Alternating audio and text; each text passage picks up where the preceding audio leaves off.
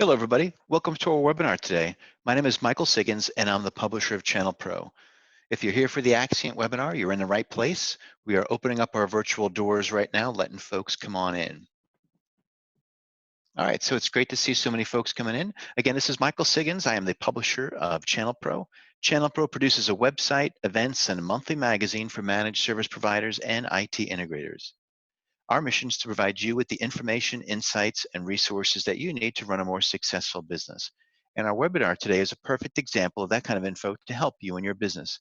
Today's topic is Elevate Your Marketing Edge, and it's presented by the folks at Axcient. Our special guests today will be Phillip Long, CEO at Business Information Solutions, and Dominic Scafidi, Digital Marketing Specialist at Axcient. Before I turn things over to our presenters, a couple of quick housekeeping items. Please get involved. We always encourage your feedback and questions. It makes for a better experience for everybody. You may ask questions via the Q&A module at the bottom of your screen. Also, please note we're going to follow up tomorrow with additional information and a link to the recording and to the slides. All right, now I'm going to turn things over to our presenters. Phillip and Dominic, please take it away. Thank you for the introduction, Michael, and also thank you, Phillip, for joining us today. Let's get excited because we're going to talk about marketing. So I want to kick things off by just a little bit of the state of the industry that we're dealing with here. You know, you're all MSPs, you're in the IT space. You know, a lot of people are moving to the cloud, and that's a trend that's been going on for a decade now. But in the marketing space, the trend is happening where people are leaving legacy and print media and starting to go over to the digital side of things. So it's very, very important that we're getting ahead of this trend. It's a new decade, and it's time to start kind of planting the seeds in terms of digital marketing that will help you and your business be successful in the years ahead. Phillip, anything you want to add there about what you're doing at your MSP and in your everyday life to kind of take advantage of this trend and change over from legacy to digital? Sure. You know, one of the main things that we're driving at right now is we're spending some money in, you know, boosting ads, developing good audiences, and, you know, spending some money in trying to really get a good reach. And I'll repeat that, developing good audiences, because we want to make sure that it's one of the beauties of digital marketing is that we're able to actually target. And there's been a lot of powerful algorithms that have been developed over the past few years where we can really drill down and get a lot of impressions on people that are going to be somebody that we want to talk to from a business perspective. Agreed. Yeah, building that audience is super necessary today, especially in the digital space. It's unlike it ever was before. So let's kick things off with a poll here. What marketing tactics does your MSP utilize? You have 4 different options: email marketing, digital and social, legacy media, so it's print, TV, radio, and then the other.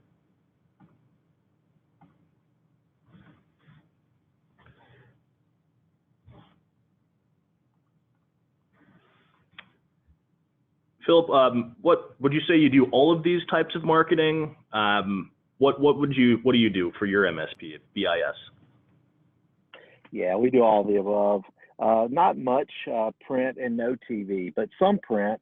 I find that like under other is one of our most successful things we do is going to be like the lunch and learns. We do a quarterly lunch and learn, and we'll use some print media to send out to some of our, the top prospects. We'll send them actual print invitations out. And occasionally we'll do a postcard about, we did an end-of-life postcard on Windows 7 Server 2008, but we don't spend a ton of money on that. But all the others, a lot. Digital, social, email marketing, for sure. And we also do a webinar. We do a monthly webinar. And I just started about 4 months ago a podcast that kind of have different strategies so that I'm not just always talking tech. The webinar and the podcast are really more business subject matter related. We call it like business builder series. So again, I think we don't want to just inundate them with buy this, buy this. We need to, add a lot of value in the conversation. Yeah, definitely, using the all the above messaging strategy is super necessary when it comes to digital and all forms of marketing. You can see the results here on screen. It looks like majority, over 75% of people are using that email marketing, which is super important. And it's something that you can tie with your digital and kind of social media marketing program, which we're going to talk a little bit about later on in this presentation. But I also see, over 50% of people are doing digital and social media marketing, which is huge. I'd be interested to see, feel free to chat this in the chat box. What other marketing activities are you doing? Are you doing some of the, podcasting and webinars that Philip was talking about, or is there another option that I missed here? I'd be curious to find that out. So we'll go ahead and kick over to the next one. Let's talk about email marketing. We saw there that a majority of people are using email marketing. That's very good, but there are some kind of threats that I want to mention here that you need to be aware of when you're doing email marketing. First off is you need to keep that email health score up. What that means is that you're going to be getting a health score from your CRM, that customer relationship manager program that you have, and it's going to be rating you like a grade, A, B, C, D, and you want to keep that score at least above 70% at the low end. Very important. You don't want to be ending up in a spam trap or a spam filter, and your emails won't be landing anywhere. So it's very important to keep that email health score up. And you can do that by keeping that send frequency in a kind of quote unquote Goldilocks zone. You want to make sure you're not sending too many emails, and you also don't want to send too few emails where you're just not appearing at all in front of your audience. Some say that it's beneficial to send about 1 to 2 emails per week. Others send less, maybe 1 to 2 per month. But it's better to lean on the lesser side than overshooting or oversaturating your audience's email inbox with 5 or 10 or 20 emails per week. Another important thing are those opt-in, opt-out rules. I think we all have experienced a situation where you've ended up on somebody's email list and you're getting these emails and you're not really sure how to get off the email list. You keep deleting them and they just keep coming. So you don't want to make your business or your marketing program be one of those frustrations for an end user. So make sure your opt-in and opt-out rules are clear, making sure that there's some way at the bottom to unsubscribe or get out of that email chain, and also making it clear on your website that when somebody's signing up for communication from you, that's very clear that they're going to be receiving maybe business-focused or marketing-focused emails. It's also important to A/B test your subject lines, and I also recommend using emojis in your subject lines because it's going to draw people's attention amongst the hundreds of emails that they receive every day. So you're going to want to A/B test, and that's a feature that is available at most CRMs. It's going to show you what email subject line tested out the best, and you might want to use that subject line in your second send. Philip, you want to talk a little bit about nurture campaigns, maybe some that you run with your end users? Sure, absolutely. I think it's very important that you kind of got to draw it out and think about the messages that we're sending, and you want to, you're basically, it's like a funnel, you're wanting to, draw them in and get them a little closer, and we'll do things even using, I think it's a product called Virtual Visitor or whatever. In the emails that we send out, we'll put a link, a special link that will identify that user, not only by IP address, because, at the end of the day, a lot of businesses don't have static IPs that are registered, but in that link, it actually will identify that user so that we can track them. And then we will do follow-up calls. We'll do follow-up nurture email campaigns to, we know we got them swimming around the boat. They're interested in our content or whatever. And then we'll continue to drip on them over a time. We use Infusionsoft, and we have several campaigns that will remove them from the main database and kind of put them into these routes of nurture. So that's one thing that we do. And I think it's important to note right there that, these softwares are allowing you to automate kind of what bucket or what campaign or what nurture campaign an end user is going to fall into. So that kind of automates your marketing process and allows you to kind of get in touch with a lot more people without spending a whole bunch of time doing it.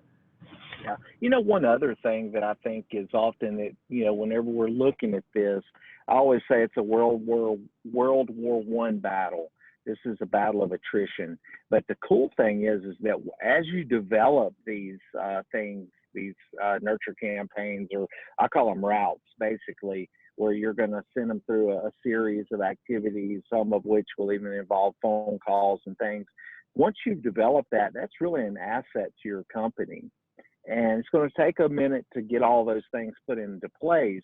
But, you know, the work that you're doing is not a set it and it's not set and forget it, but it's not a one-time use kind of a thing. You know, it's not paper towels. This is something that you can rinse and repeat, and you can continue to use, and it's just going to, you know, build and build and build and build. So I think that's real important to kind of keep our spirits up as we do these things, because, you know, Rome wasn't built in a day. And oftentimes you get discouraged, where you got to remember that, you know, I just built something that's going to continue to serve my company. You heard it here first. I mean, plant those seeds. It's a new decade. It's time to plant those kind of seeds. It's going to become an asset to your business in the long term. And with that, I mean, databasing contacts and just mastering your client data is extremely key when it comes to email marketing. You know, MSPs, where you guys are the masters of the technological universe. You want to master your client data so you can understand who you're marketing to as well. So having one central home for your client data, whether that's going to be Salesforce or a program like SalesLoft, or even just, I don't know, if you're going to be casual about it, just having maybe one master spreadsheet of client data is very, very important. With that, you know, in this day and age, I know some companies might have the issue of maybe an employee has a lot of relationships on their own, and if they leave, they're going to be taking those contacts and relationships with them, which could be detrimental to your business in the long run. So you want to make sure that you have an overarching view of who your clients are, so that if an employee leaves, he's not holding those business relationships hostage per se, and you and your business as well. And yeah, as I've been kind of saying, you want to have that valuable insight into who your clients are, and that dives deeper into just, you know, an email address and a web address and a name of who the CEO might be. You want to dive into maybe what kind of revenue they're doing every year, and just categorizing that data so you know when you're entering a conversation or an email campaign with them, just more intelligence on that client, so you're able to customize your relationship and communication with them. Yeah, I'll speak to one thing that I think is important on that as well, is that one of the things that we have found is that we use TurboDial. It integrates with Infusionsoft, and we record the calls.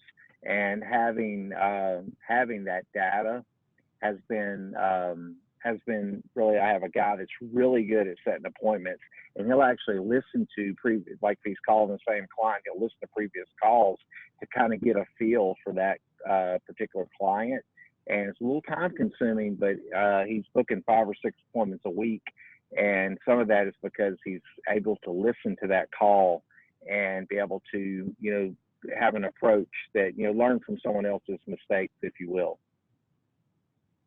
Yeah, you want to arm your salespeople, your team, with the weaponry to be, you know, effective when they're going into that sales call, and kind of learning from past experiences or failures from maybe another member of the team or past conversation is super necessary.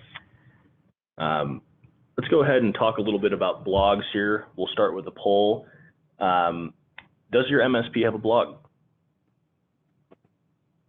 Yes, no. Maybe you used to blog and you might have stopped, or you'd like to start blogging but don't know how or where. Philip, I know you're a blogger. Yeah, it's essential, I think, because there's 2 audiences. I always say is one audience is, you know, say Google, the search engine, whatever. And one of the things that I always say is 3 internal links in a blog that points back into your website, and 2 external links. And of course, keyword, you know, properly keyword, you know, written. is the writing for the search engines, and then you want to have content that's relative to your potential client or to your fan base or whatever.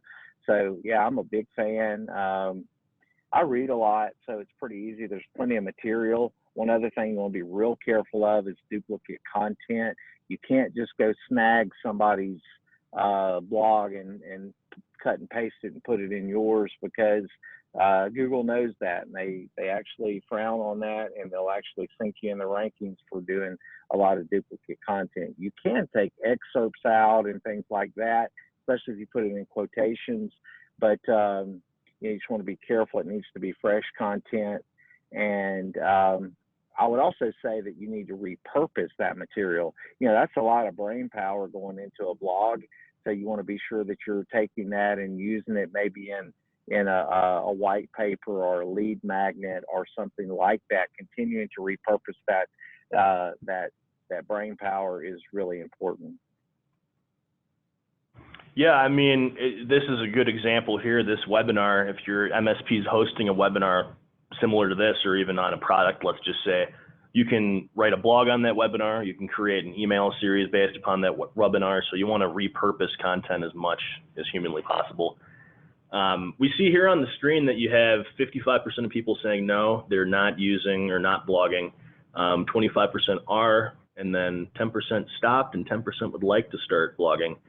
So let's talk a little bit about, I guess, how to ramp up that blog program and the benefits of blogging. As Philip was talking about, you want to have kind of keyword search at the top line of thinking when it comes to your blogging. So you want to implement some keywords, I'd say 10 to 15 maybe, in your blog. And if you're using a program like WordPress, it's actually going to rate the readability and SEO ranking potential of the blog as well. Super good to have that kind of grading ability when it comes to WordPress. It's going to let you know if your blog is actually keyword searchable. And that's going to just make that blog piece even better than what might just seem as an open letter to the internet. With that, you're also going to be able to increase your organic search ranking. That's something that companies will spend tons of money on, increasing their search ranking using paid and programmatic. But with blogging, you're able to do that organically, just based on figuring out what people are searching for. And with that, Philip, how do you determine what your end users or end clients are searching for? Do you do it by doing kind of a keyword search, or is it more of just communicating and talking with those clients? Yeah, subtopics, of course, we know are all relative right now, security being a big one. But you can also, I sign up for a lot of the, like, for instance, we sell to a lot of medical, we sell to accountants, we sell to engineers and so forth. So I'll sign up to their trade magazines or whatever. Not really. I mean, it's going to be more, digital. I'm not actually signing up for a physical magazine, but I'm going to the sites and signing up to their places where they're getting data from. And a lot of times I'll rip off some of their articles and spin them. And, because I think that's really smart if you, if you're basically telling them what they just heard at a conference, or if something that they just heard from their rep or in their industry, you're telling them in basically the same material. That's one big driver. Another thing I'll say about that, it's not impossible to do. We actually have, I have an outsourced content writer who writes blogs for me, and they do it interview style. I literally will take the call. I did one yesterday. I was driving. I took the call, 30-minute call. And if you looked at that Maze gang, that's the new encrypting people with ransomware, but first stealing their data and kind of double dipping. They're saying, hey, we'll release the data if you don't pay me. But anyway, I read an article about that, and I just had her call me, and she called me, and she interviewed me, and I sent her a couple of links, and basically tomorrow, I'll have a blog that basically I'll get credit for. I'll maybe touch it up just a little bit, but literally I had a conversation with somebody, and I'm gonna spend 10, 15 minutes touching it up, and boom, I got a blog ready. See, that's incredible that you're able to do that on the fly like that. And I think as well, it's something that you can do just writing, maybe 400 to 600 words, let's just say. It doesn't have to be super long or in depth. It can almost be a short letter that you're writing to your audience. So definitely take advantage of blogging when possible. Yep. Let's talk about social media here. Getting started on social media is something that I'm hoping, people have been doing for the past couple years. It's definitely necessary at this point to be on social media. But when doing that, you want to make sure that you're selecting the right platforms to play on. So it is really power to the platforms, like PlayStation might say power to the players.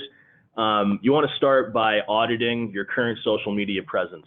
What I mean by that is you need to look through all of the accounts that are associated with your brand and determine, this is the platform that's actually helping me generate new business or get in touch with my audience. And these are the platforms that are not doing that, or that I'm not playing on at all and might need to create an account for. When you're doing that social audit, you're going to want to look for the amount of engagement that you're receiving. You're also going to want to look at the amount of impressions you're receiving organically on each platform. It's going to be necessary to determine, we might not want to spend the amount of time using Facebook or posting on Facebook or developing our Facebook page as much as we might want to spend on LinkedIn. So those decisions will come out when you do that social audit. And you'll be able to develop kind of a social media marketing plan after you kind of do a post-mortem of figuring out what platforms are the best for you. Just a couple base level tips when it comes to social. First thing, you want to link your social icons to your website and your employees' email signatures. If your social is just existing on, let's just say, Facebook, and it's not connected to your website or email signature, there really isn't a way for somebody to navigate to visit your social media unless they're natively on that platform already. So having those icons linked to your email and website are going to help. It's going to be an easy way for people to access your social media platforms. With that, you're going to want a post-scheduling software. Buffer and Later are free social media scheduling platforms that you can use. The reason why you're going to want this is it's going to help you plan out your social content sharing in advance, and you're not going to have to spend as much time manually posting every day. Highly recommend getting a Buffer or Later. These things are just going to help you schedule out your content, and as I said, you're not going to have to spend as much time on doing this. Finally, social listening is I'd say a very beneficial activity for businesses big and small. It's very beneficial to follow all your vendors and all your MSP competition out there to determine, what they're talking about on social media, maybe figuring out what pieces of content or topics are relevant with their audience. You might want to emulate that or go ahead and try to do it better. And when it comes to vendors, following vendors and kind of doing that social listening, you can share, good content from your vendors. This is a very easy activity to generate content on social media, and all you have to do is click that share button. So definitely participate in some social listening as well. Philip, what platform, do you see as, I guess, the biggest return on investment for you when it comes to social media? I'm gonna rank it from, we basically are doing four, I would say. We're doing LinkedIn, Facebook, Instagram, and Twitter. And LinkedIn is by far the most productive, but we also, not only are we posting and doing things on there, we're also direct messaging people. So that kind of, I think it all goes together. We actually had, we did a lunch and learn, last quarter's lunch and learn, and I think we had 27 or 29 guests, and wasn't 50%, but it was close to 50% of them came in off of between LinkedIn and Facebook. So, those two probably being the biggest ones. Instagram, I think you may catch some influencers. Facebook, they say, is dying. Instagram, especially with the younger folks, but you gotta be catchy with your image. And also using stories, is another very powerful tool, and you can see who saw it, who watched it, So there's a lot of things that can be done automated. Of course, we're using automation tools, but you can also using just some looking and seeing who's who's in your club, who's following you, who's watching you, who's commenting, and track it and measure it, and then follow up with it with a phone call. You'll end in some sales. And even on the flip side of that, social media is a way that you can listen to your current clients. Even at Axcient, we've had quite a few people reach out over Twitter through direct message or just tweeting at us about support issues, or even complimenting the product as well. So you want to engage with those people on Twitter, let's just say, when they're talking about your brand, when they're talking about your service or product, or might have a question or an issue that they're reaching out to you about via social media. So that social listening is important to bring new people in and also to manage your current relationships as well. Yep, agreed. Talking about digital here, MSPs, you guys are, once again, you're the tech experts. You want to make sure your website reflects that. You want to make sure your website reflects that in a way that it looks good, but is also easy to engage with. And what I mean by that is you want to have forms that are easy to fill out for inbound, that aren't requiring too much information for that person to fill out when they're trying to get in touch with you. So, let the customers come to you. That's super important. But at the same time, you don't want to scare them away by trying to collect too much information. First name, last name, email address might be all that's necessary. It's not necessary to always collect a physical address or phone number or things like that that might turn somebody off in the long run and deter them from filling out that form. SEO is extremely important today when it comes to digital. So as we talked about with blogging earlier, you're going to want to define those keywords, key search terms that people are going to be searching when it comes to your business. That's called, search intent. You want to determine why somebody is going to search your business. And once you determine those keywords, you want to build out content all around those keywords. So different blogs, maybe some video pieces, maybe some different parts of your website. All of that's going to help increase your organic search ranking. And with that, developing a backlink strategy is something that I think, is extremely important and something that most MSPs are going to be able to do quite easily. And what I mean by that is, each page should have a backlink associated that's easily searchable by anybody online. So let's just say you're offering an Office 365 business at your MSP. You might want to have business name / Office 365 solution, let's just say, or something along those lines so that you're easily searchable. And finally, paid social is important. I'd recommend really developing a robust organic social presence before putting money behind it. But once you have an organic social presence that is being engaged with, you're getting good impressions, you're going to want to put a little bit of money behind it to grow your audience outside of that original network. So on social media platforms like Facebook, for example, you can get results with just $5 invested per day on boosting a post that has high organic engagement. Or you can even run paid ads with a very small spend, targeting a small audience, but an audience that you're going to hopefully get kind of a return on investment on. You want to target as much as you can, and also that databasing is important because if you have a good master list of clients, you can build out lookalike audiences based on that master list of email addresses that you have. As stated, boosting posts with organic engagement is a very easy way to kind of ramp up your paid social activity. What I mean by high organic engagement is this post has seen some shares, it's experienced some likes, and has a high amount of impressions already. So putting some money behind it's just going to get even more bang for your buck. And then finally, when it comes to things like Google Ads or Facebook Ads Manager, you need to properly install that pixel on your website, something that, is going to actually properly track the amount of engagement and clicks you're getting with ads. And if you don't have that pixel installed correctly, you might be experiencing some issues, or even just your paid marketing program might not work. So starting with that pixel installation is extremely necessary. Philip, I think you were talking earlier about how you had an employee that just got SEO certified or Google Ads certified. Do you consider that like super necessary for everyone to have, or where would you recommend an MSP start? Yeah, you know, to me, I look at it this way. We've been doing this a little while, so my organic search is pretty strong, and you know, I'll be completely transparent. There's a particular competitor that is like putting in, they're doing Google AdWords on like if you search my company, they're doing paid ads off my company name.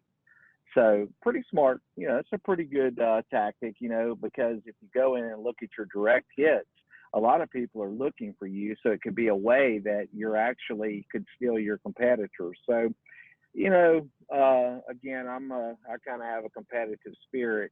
And so we went in and had one of our staff get Google AdWords certified, and we're fixing to put some money at it. And you know, we want to really dominate, but I would start with the organic first, like you had said. And you know, I think that's most important at first, because you got to think about it. You know, Google AdWords are going to be for an active search. Hey, I got this problem I need to fix. I go search it. Okay.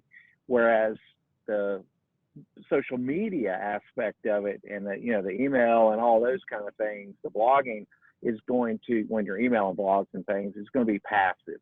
You know, it may not have a problem, but you're going to continue. You may be able to, with your material, to exhibit a problem or raise to the level where they see something as a problem, or you're going to put in, you know, good impressions so that if they do think about it, they're going to think about you, which will then often lead to that direct, you know, the direct link. They're looking for you when they go to the search engine.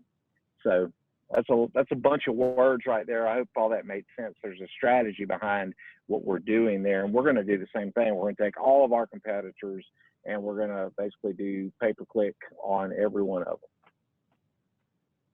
That is a good strategy, and it's as you already said, they're running it against you, so you're going to have to run the same strategy against them to keep that organic and paid search ranking up. And a tool that I think can help you kind of get around some of this war of attrition that a lot of companies do not use are your own employees.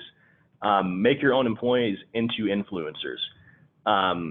When you're managing, you know, a social media and marketing effort, you want to get buy-in from everybody, all the way from the CEO on down, to engage with your social, like your social media pages, follow them, and you want to make sure they're bought into supporting this initiative.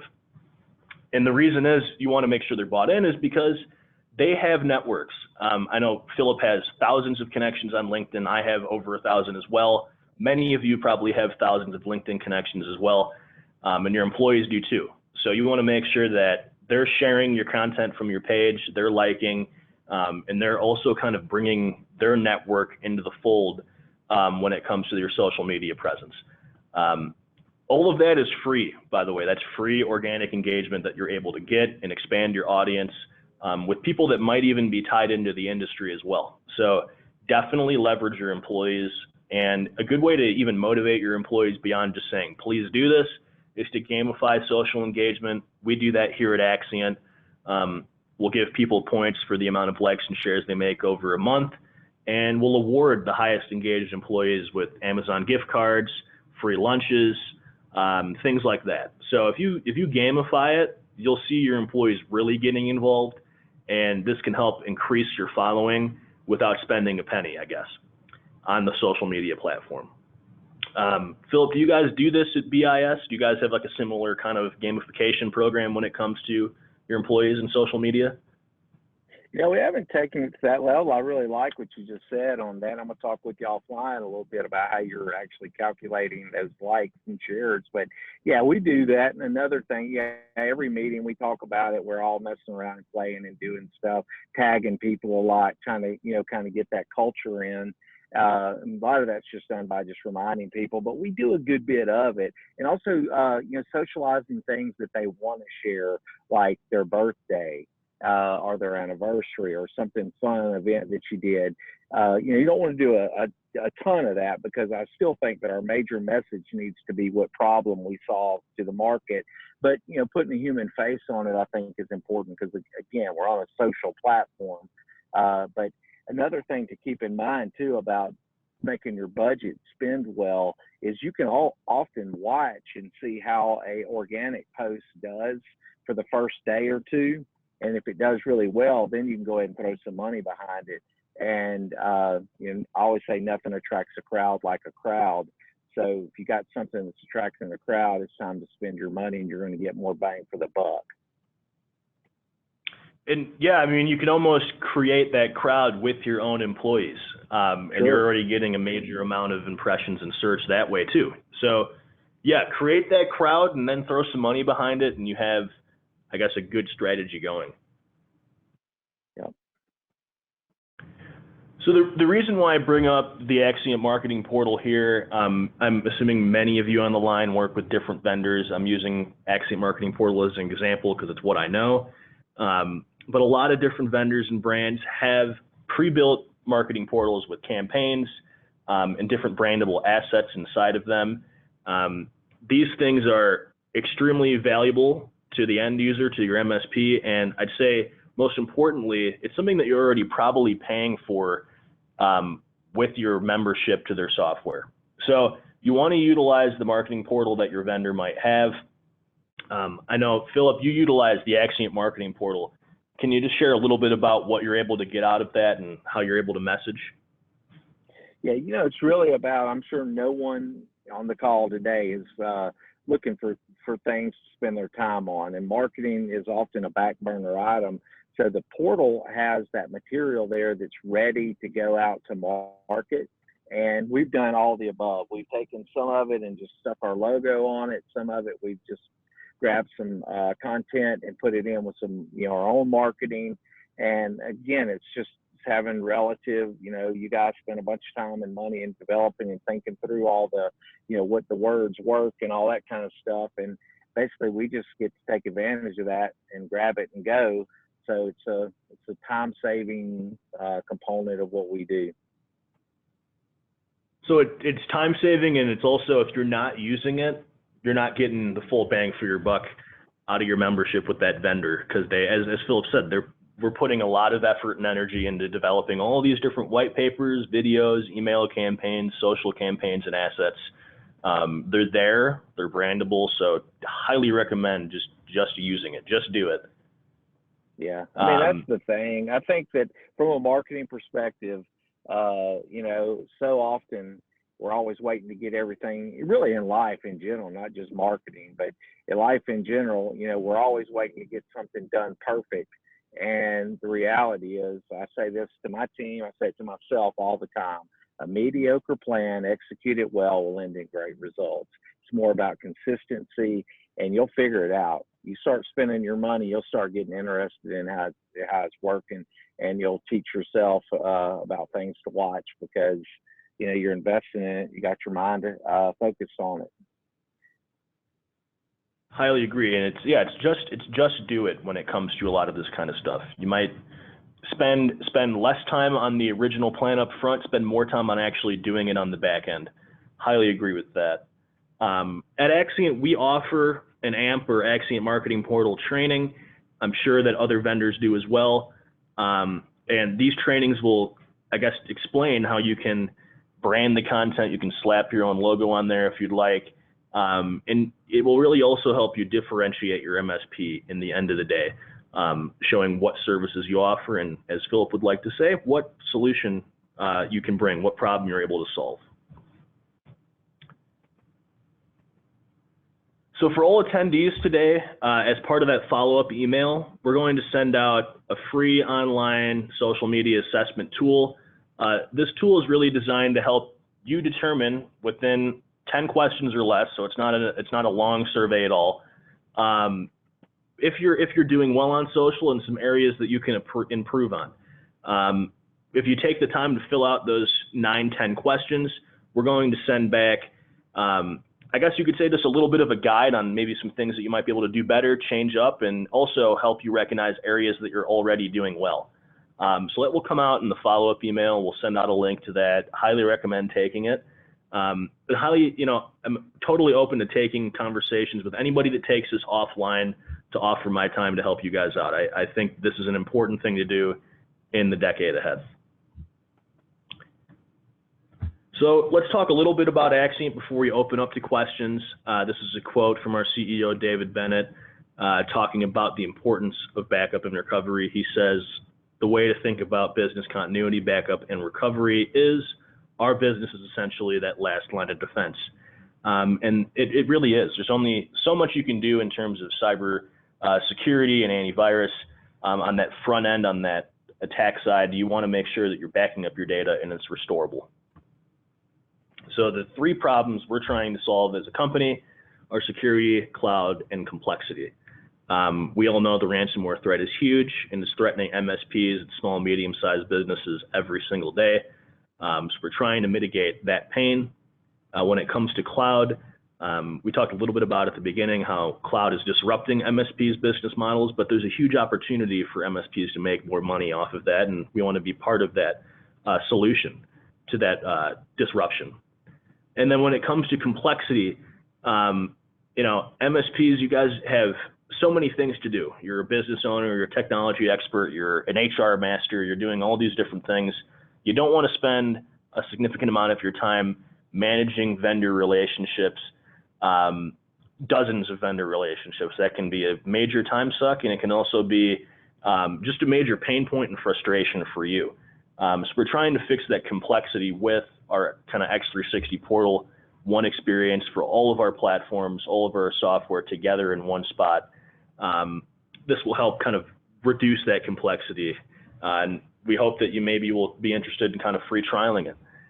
We'll give it to you for 14 days for free, and it's something that we hope that you'll try and hopefully enjoy. So with that, we can go ahead and open it up to questions. All right, gentlemen, this is Michael back again. Great information. Just a quick reminder, folks, you can send any questions in. We got some coming in right now. Thank you. There's a little Q&A, kind of a chat box down at the bottom of the browser. All right, so first step, and by the way, some of the questions came in during the presentation, so some of this we have covered a bit, but maybe you guys could sort of touch back on some of the highlights and some things. So for example, the first one, what type of content does best on social media? Yeah, I think, and I could send some articles to even back this up, but video does best. They all say video does best. And I think with that, it's very important to think a little bit beyond what you might classically consider video. It might not require you to have somebody come in and physically film something in person. There's a lot of kind of display type videos you can make of pictures with text moving across the screen. That can all be done without actually bringing in a physical camera into your office, let's just say.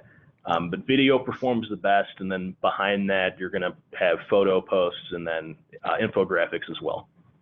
Yep, video. I'll chime in there. Video, and if you can't do a video, do a carousel ad. That's another thing that, like on Facebook, you can do a carousel ad. That's another one that attracts it. And I think people are getting lazier and lazier. And so the easier you can get them to digest your content, the more success you're going to have. All right. What do you recommend for how often to post on social media? Okay, I was going to say 2 to 3 times a day. But just start with 1 post per day, or even 1 post every other day if you can't get 1 post out per day. But highly recommend 2 to 3. That's right. I think you're going to establish a good presence. And again, the worst thing you can do is do it really good for a minute and stop. So I would shoot for 2 to 3 a week, and then you'll learn some stuff. You'll learn what post, and learn to ask questions. Those are other things that will prompt engagement. If you can do it 2 or 3 times a week, and again, going back to what type of content, a lot of times lead magnets per per vertical is something very powerful. We had some really great luck. We're having great luck where we'll do a lead magnet for attorneys, and we'll get 2 or 3, 4 attorney appointments out of those. So a little bit of work to do it, but really when you look at the content, say you're talking about security, you just use their images and you use their words, but it's really a lot the same because for security is pretty much universal. Excellent. And then still keeping with that social media, do you need to spend a lot to make a big impact? Philip, I'll let you lead off on that one. Yeah, I don't think so, man. I would, normally what we do, I follow the approach of fire bullets, not cannons. You want to keep a lot of powder laying around so that if you do find something that's working, you can go ahead and amp that up. We spend probably $300, $400 a month in social media ads. And usually we'll launch something to see how it's going to do. That's kind of our A/B test, if you will. We launch it and then measure it too. And we're getting to where I'm getting more specific in our measurements where it's not just about impressions. That's where I think you can go so wrong, is by just measuring impressions, because if you haven't got your audience targeted correctly, you're really annoying people. You're not actually doing yourself any favors, and you're wasting your money. So we drill it all the way down to if I'm doing a post on a lunch and learn, I'm trying to fill seats. That's my goal, is to fill seats with that post. I'm measuring how many seats I get filled off that post. So if you want better answers, you have to ask better questions. And I think that's kind of the philosophy that we take. Yeah, I definitely agree with that last point there. Is, it depends on what your goal is to determine, if you need to spend money. If your goal is just increasing your following or getting likes and clicks, let's just say, you might be able to accomplish that with good organic content. But if you're trying to fill seats of people that are outside of your current audience for a lunch and learn or for an event, you might want to spend some money and target the people that you're trying to reach. And that targeting is, you have to do some paid social and some paid advertising. Okay. And a lot of people are asking about, will we be sending out the deck and the recording? And the answer is yes. Take a look in your inbox tomorrow for that. Okay, next question. What email marketing platforms are you recommending, and where are you getting your email lists to use for your email marketing? Philip, go ahead.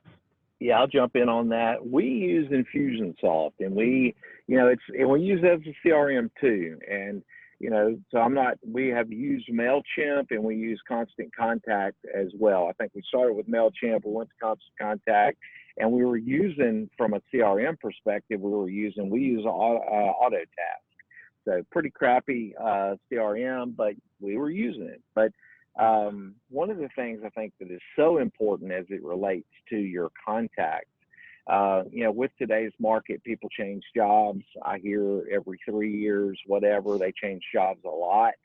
And you're going to have somebody scrub that list so that you're actually targeting. Nothing makes people madder than sending them an email that's not relative to them. So you're going to need to have some kind of a scrub cycle on that.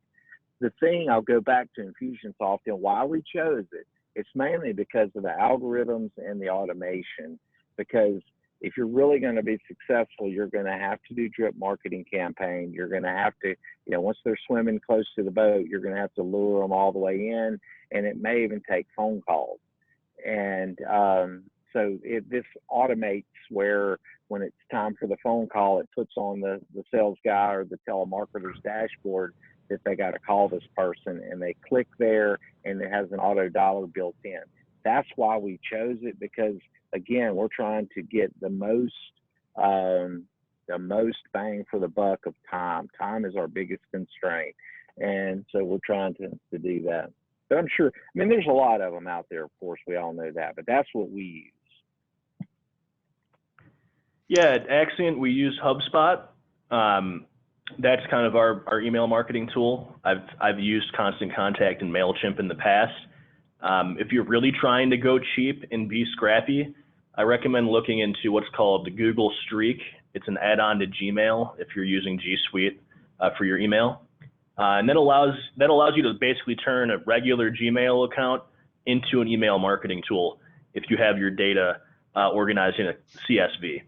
And that's a free tool that you can use, an add-on for G Suite. So if you're really trying to be scrappy, I just recommend checking out Streak before investing in a full email marketing software. All right, looks like we've gotten all of our questions covered. So maybe we can now do a wrap up. So I'll start with Philip and then Dominic. Any parting advice for our audience today? To me, I think you need to get a plan going and get started right away. Go out there, grab you some content off one of your vendors, and get a plan put together. A framework is what I would say. I would definitely say start with a plan. And you need to sit down and you need to probably plan at least the next quarter. And depending upon, what's going on in your market, you could do some themes. We got summer coming. You could take that kind of theme, spring coming, all those kind of things. But you want to put together a basic framework of what you're going to do, when you want to do it, and then get it all the way down to the person who is responsible for doing it and have it on their calendar.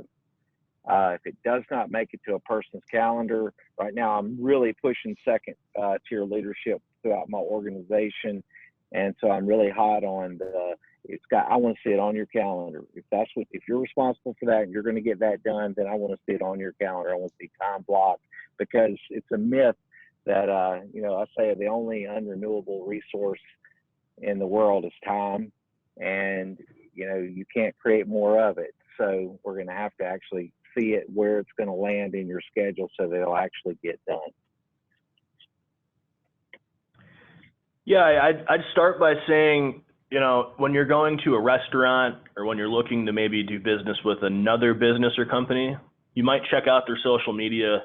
And if you're looking at it and you see that it hasn't been posted on since 2016, you might be less likely to do business with them. So in many ways, this is necessary for the vanity of your business when it comes to social media and digital.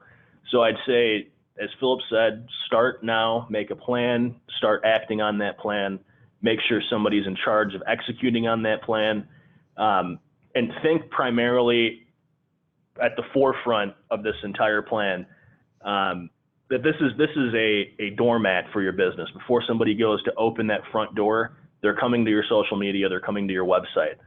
You want it to look as good as humanly possible, and you want it to be a place that they can easily engage with you at, making it as easy as humanly possible as well for them to get engaged with your business. So that's what I leave you with, is start and just make it easy. All right, well, great stuff today. Thank you both very much. Phillip Long from Business Information Solutions and Dominic Scafidi from Axcient. Thank you very, very much. And really greatly appreciate our audience coming today and sticking through. As a quick reminder, we will be reaching out again tomorrow, and we're going to send along a link to the recording and to the slide deck. My name is Michael Siggins, and on behalf of everybody here at Channel Pro, thanks so much for coming, and we're going to wrap things up here today. So take care, everybody. Have a great day, and goodbye now.